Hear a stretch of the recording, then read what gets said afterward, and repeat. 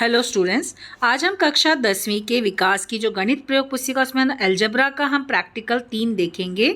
हमारा जो प्रयोग है ये इंडेक्स दिया, इंडेक्स में पेज नंबर 20 से शुरू है। तो हमारा प्रयोग क्रमांक 3 देखेंगे। क्या दिया है? युगपत समीकरण की सहायता से मान ली गई 2 अंकों की संख्या की पहेली को हल करना। मतलब 2 अंकों वाली संख्या मानी गई है और उसमें कुछ पहेली दी गई है, उसके आधार पे समीकरण को हल करना है। तो पूर्व ज्ञान क्या होना चाहिए? युगपत समीकरण हल करने आना चाहिए, किस विधि से हम हल कर सकते हैं। फिर 2 अंकों वाली संख्या और उसके स्थान परिवर्तन से प्राप्त संख्या जो लिखना है वो आना चाहिए। 2 अंकों वाली संख्या हम कैसे लिखते हैं? जो भी दहाई का अंक होगा और उसको 10 से गुणा करना और उसमें इकाई के अंक को जोड़ देना। तो यहाँ पर देखना, अगर ये x है ये y है तो 10x प्लस वाई, और स्थान परिवर्तन हुआ तो इकाई दहाई में गया, दहाई इकाई में आया तो 10y प्लस x हो जाएगा। ये ध्यान रखना। तो देखना लेकिन इकाई में क्या दिया है, दहाई में क्या दिया है।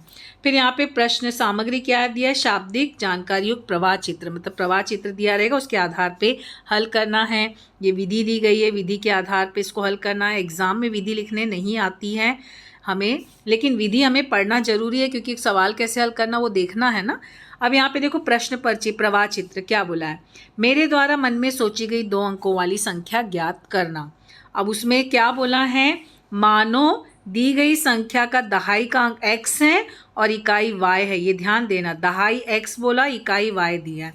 अब देखो यहाँ समीकरण 1, दहाई का अंक इकाई के अंक से 2 गुणे से 5 कम है।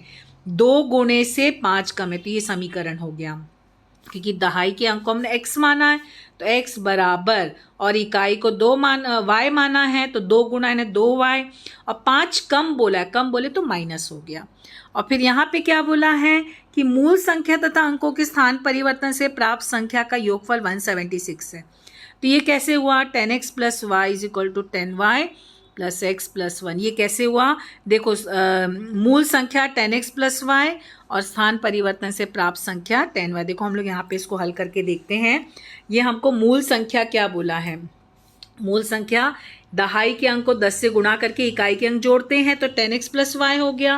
अंकों के स्थान परिवर्तन से प्राप्त संख्या बोले तो अब अंकों का स्थान परिवर्तन हुआ तो अब दहाई y हो गया, इकाई x हो गया, तो इसके लिए 10y प्लस x हुआ। फिर हमें क्या बोला? दोनों का योगफल 176, तो 10x प्लस वाई और 10y plus y plus x is equal to 176 हो जाएगा। तो यहाँ पर अब ये दोनों को जब हम जोड़ेंगे तो क्या हो जाएगा? 11x plus 11y is equal to 176। अब यहाँ पे x plus y is equal to 176 upon 11 हो जाएगा। तो x प्लस वाई कितना हो जाएगा? 16। तो यहाँ पर इस तरह से ये हमारा समीकरण 1 बना, समीकरण 2 बना। क्योंकि देखो समीकरण 1 क्या बोला? x minus 2y is equal to -5 ना।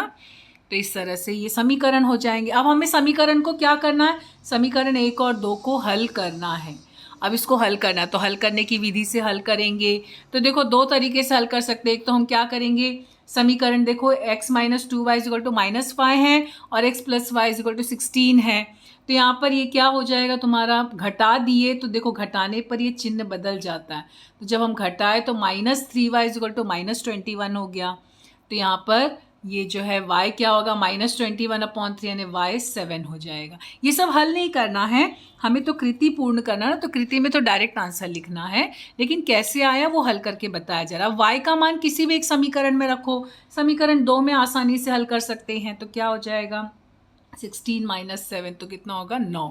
तो यानी x का मान 9 मिला, y का मान 7 मिला। अब ये प्रवाह आकृति में हम x का मान लिखे, y का मान लिखे। फिर उसके बाद वहाँ पे बोला ना सोची गई संख्या, तो क्या हो गया? 10x प्लस वाई, तो 10 मतलब 10 गुणे 9 प्लस 7 तो 90 प्लस 7 97। तो संख्या हमारी क्या है? 97। तो इस तरह से ये पूरा प्रवाह आकृति भरना है। हल जो है हमें हल करके जो है वो रफ कार्य करना है और यहाँ पे हमें पूरी तरह से दर्शाना है, क्योंकि ये हमारा जो है प्रवाह आकृति है, कृति है, तो कृति में डायरेक्ट आंसर ही लिखा जाता है। इस तरह से हमारे प्रयोग क्रमांक 3 कंप्लीट होता है।